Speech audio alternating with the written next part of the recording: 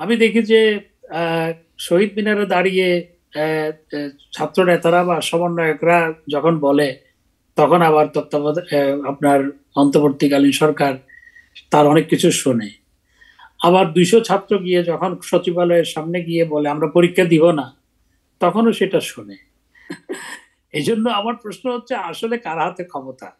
এবং আমার মাঝে মধ্যে প্রশ্ন জাগে, ডক্টর মোহাম্মদ ইউনূস সাহেব, যার প্রতি যথাযথ সম্মান এবং শ্রদ্ধা আমার আছে, বরাবরই ছিল, আমার মাঝে মধ্যে মনে হয় তিনি কি আসলে জিম্মি কিনা, সেটিও আমার মনে প্রশ্ন জাগে।